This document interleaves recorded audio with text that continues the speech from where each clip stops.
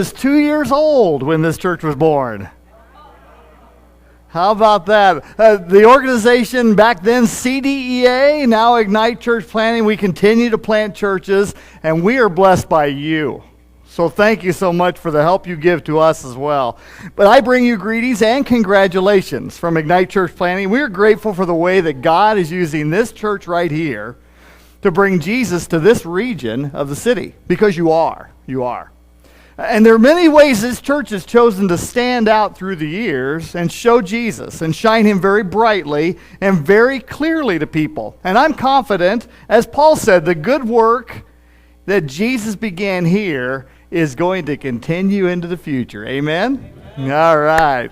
Well, let's get started tonight. Thinking of things that stand out, I brought a couple things with me tonight. Now, I want you to tell me which one of these things is different. Which one's different? Okay, are you sure? Okay. My grandson was able to do this one too, so hey, he's 4, okay? So you're right, the pink one is definitely different. Okay, all right. Let me see, I got a couple other things here. All right, how about this? I've got a sprinkler nozzle, multifunction. I have a sprinkler function, single function, and I have a Razorback Pig Beanie Baby. Which one's different? Are you sure? Okay. Let's make it a little tougher. What do you think? All right, here we go. I've got a pair of pliers. I have a screwdriver. I have a tape measure and a baseball. Which one's different? Are you sure? Okay. You know, you're right. I made it pretty obvious, but there are things that stand out just like that, aren't there? And here's what I believe, guys. The trait that I want to look at tonight is something that causes followers of Jesus to stand out in a world that definitely needs to see something that stands out.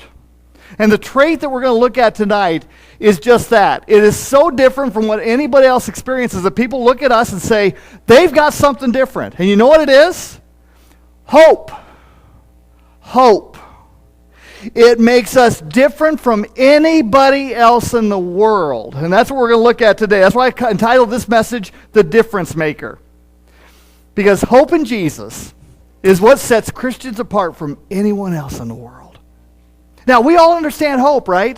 We use the word very often. I mean, I brought a baseball cap with me that signifies hope. Right? All right, now let me ask you a question. What was the phrase that was used many years for this? To wait till? Next year. That's a hope statement, isn't it? Okay. Hey, this year might be the year, huh? Who knows? All right, when a person plants a garden, how do they use hope? When they put that seed in the ground, what are they hoping happens? It grows, right? It comes up and produces fruit and brings vegetables into the table, right? Hope. All right. Anyone who plans an outdoor event, whether it be a wedding, a family reunion, or something like that, aren't we exercising hope? What are we hoping for? Yeah, we're hoping it isn't like this morning, right? Okay, right. Now, of course, when it comes to Jesus, okay, we're talking about a totally different kind of hope. We're not just talking about a word. We're talking about reality. And we're talking about strength. We're the ones who recognize that hope is the game changer. It is the trait that is the key to every stage of life that we as people face. And our hope is found in knowing and following the Master. We lean on and point our lives toward hope. And we understand that without the hope of Jesus, people are doomed to a life of decay, destruction, and defeat. The writer of Hebrews said it like this: we have this hope as an anchor for the soul. safe, firm, and secure. Now, I brought my anchor with me tonight. I just happen to have one of these lying around, and I don't even have a boat. How about that, okay? Okay? Now, there's some words that you could use to describe this item. It's solid. Okay? It's heavy. It's heavy. It has substance to it. You tie this to a boat and you lower it into the water, it's going to hold a boat in place. That's the purpose of that. We have this hope as an anchor for the soul. Firm and secure. The words firm and secure speak to an object that is being pushed around by the wind, buffeted by the waves, but it's not going to move. You know why it doesn't move? The anchor holds. Hope is the thing that sets followers of Jesus apart from all others. And it's a trait that causes us to stand out. Community Christian Church, you are 55 years old. What a marvelous thing. God has been good through the years, hasn't he?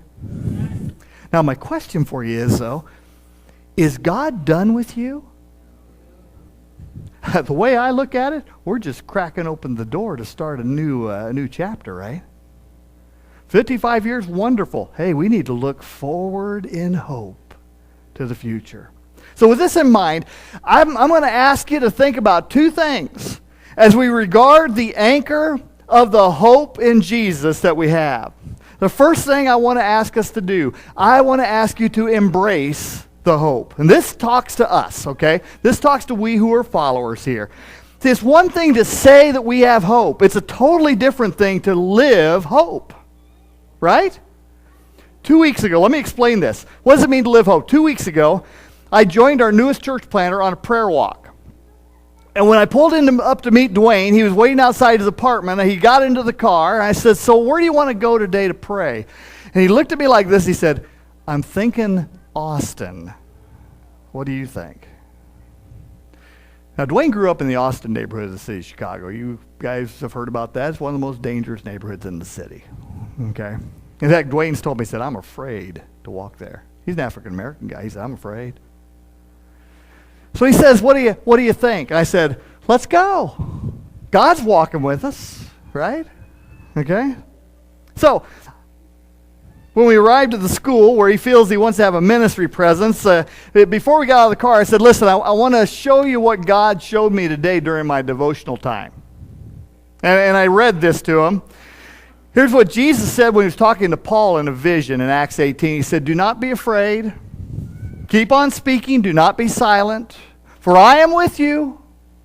I am with you. And I no one is going to attack or harm you because I have many people in this city. And Dwayne looked at me and said, now that's what I'm talking about. Let's go. And we did. We walked and we prayed. And you know who walked right with us? The Spirit of Jesus. And he protected us. So what does it mean to live hope?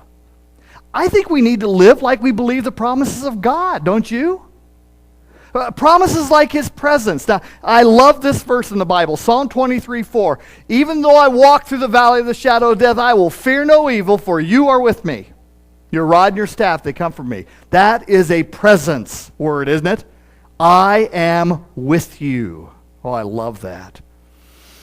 Now, I know people undergo all kinds of tests and trials in life. I know there are stories right here of people who have gone through terrible, terrible things. But we're counting on the promises of God, aren't we?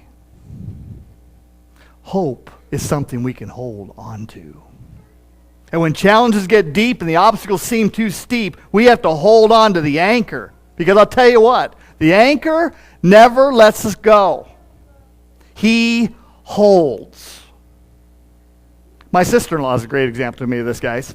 What it means to embrace hope. 3 years ago, we received a call from her telling us that her husband had been taken to the hospital in Peoria, Illinois.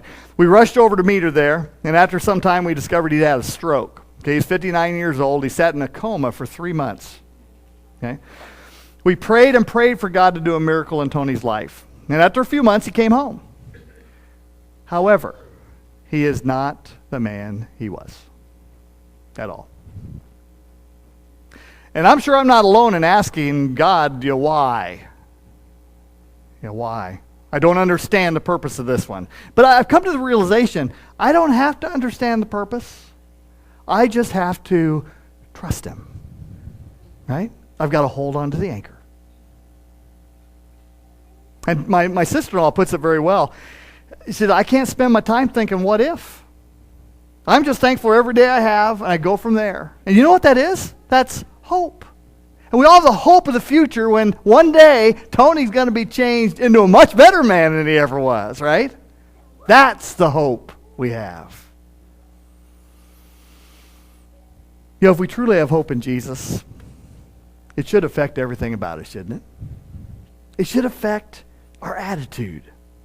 Christians, we don't need to live doom and gloom, do we?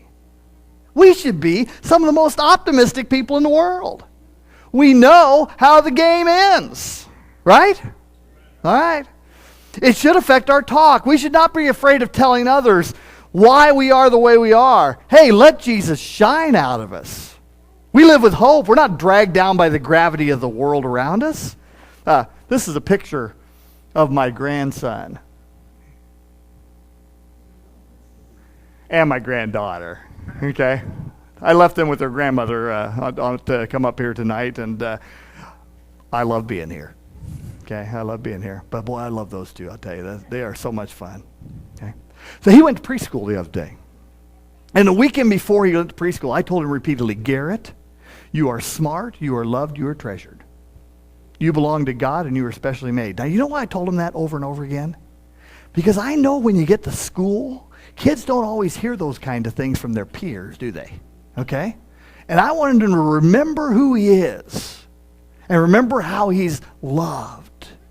And that's the kind of talk that needs to spill out of our mouths all the time, because we can make a difference that way. Hope allows us to see beyond where we are, and it points us to where we're going. Here's what we're told in Hebrews. Now faith is being sure of what we hope for and certain of what we do not see. It's hope that allows us to dig into the promises of God and anchor down to them. Promises like God always comes through. Can I tell you a story real quick? I was preaching in Manteno. That was the first church I served right out of college. I was there for 19 years as a church planter. And we were trying to get property to build a church building there in Manteno. And we had property that we thought was perfect for us on one side of a park, about 3 acres. Beautiful property, beautiful site. The price was pretty good, like $35,000. Okay, of course that was back in 1984. Okay, so it was a while ago. Okay.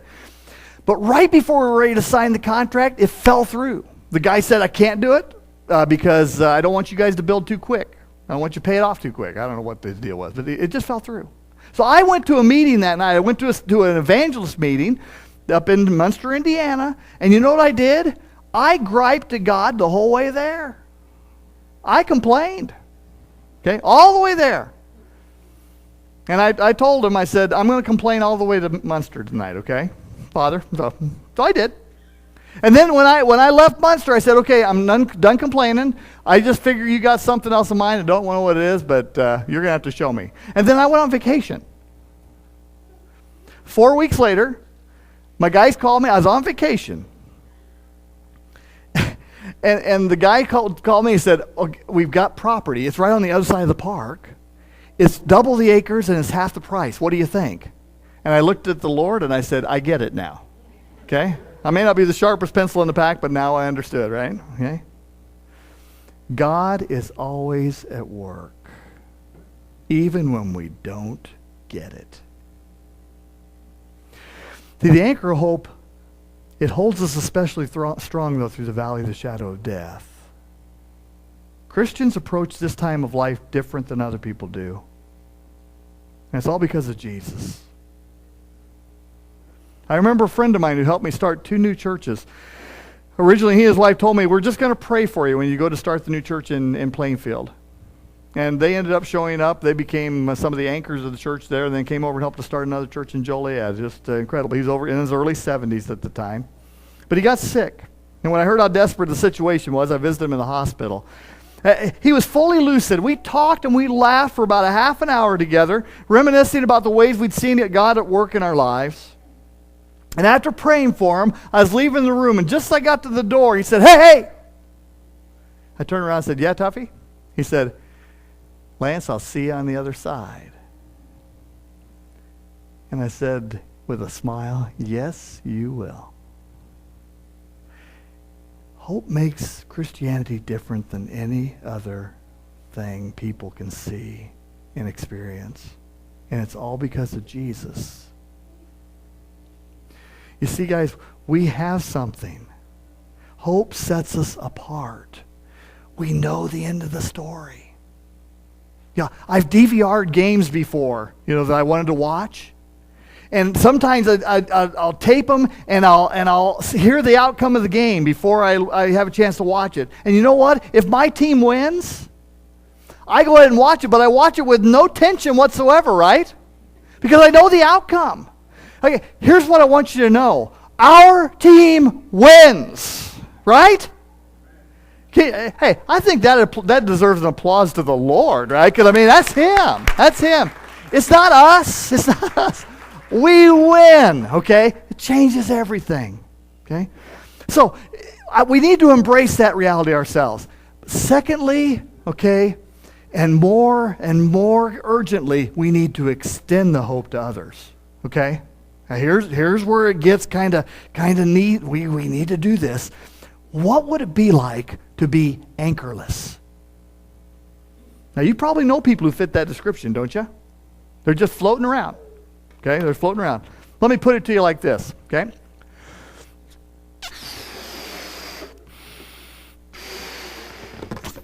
Okay. Now, I blow this balloon up, and I let it go. Okay? Where's it going to go? Okay? The reality is it's going to go anywhere it wants to go, right? Okay, somebody comes by and brushes by it, it's going to follow that person. Okay, I could rub it in my hair and never mind. But anyway, it's going to go wherever it wants to go, right? Right? Okay, and it's defenseless. Am I correct? Okay, balloons just aren't very tough, right? Okay, it's defenseless. There are many people living just like that all around us. Hey, we've got to do something to help them. That's why I start churches. And that's why God grows churches. We who have the anchor must be willing to extend it to others. This is the commission Jesus has given to us, right? Go and make disciples. Okay? Give them the hope we have and keep passing it out. Because people are dying without Jesus. Here's the thing. People need hope. If there's one thing I've learned from doing funerals, there is a big difference between a Christian funeral and a non-Christian funeral. Okay? Huge difference. Followers of Jesus, we grieve. But we grieve with hope. It makes all the difference in the world. Yes, it hurts when we lose people we love. Of course it does. We're not robots. But we know there's something else beyond. People who don't have Jesus don't know that. And I've seen it. And how sad it is. People need hope. We know the one who provides it. So as we live with hope, we show others what hope looks like. And they want it too. Secondly, people are looking for hope. People go to all sorts of lengths to try and find hope, don't they? You've seen it and I've seen it. I brought my safety harness with me tonight. I use this when I hunt deer. I get up in a tree, okay, and I strap this to me. Okay, yeah, there we go. Okay, usually put it all around my legs, all around my arms, all around my chest. Okay, but then it's this item here. That's the most important. You know, when I climb the tree, you know what I do with this? I do this right here. Okay? You know why I wrap it around me? So it won't trip me up. Okay? That's why. Now, what would it be like if I got in the tree 15, 20 feet up above the air and I did this? Would that make any sense at all? Okay? If I fall out of the tree, what's going to catch me? The ground. Okay? Yeah, the ground will catch me. Okay? Okay? Here's what many people in life do. They just figure, I'll make it through somehow. You can't make it through without Jesus. You just can't. And people tie their life to all sorts of things. But when it's all said and done, unless you tie it to the tree that's going to hold, you're in trouble.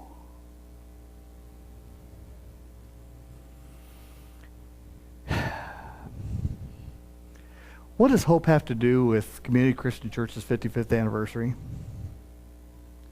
Well, folks, there is a world of people right outside the doors of this church building who need the hope we have right now. And our obligation is to bring the hope to them. We can't assume they're going to walk through the doors on their own. We've got to take it to them. That's our job. That's our commission.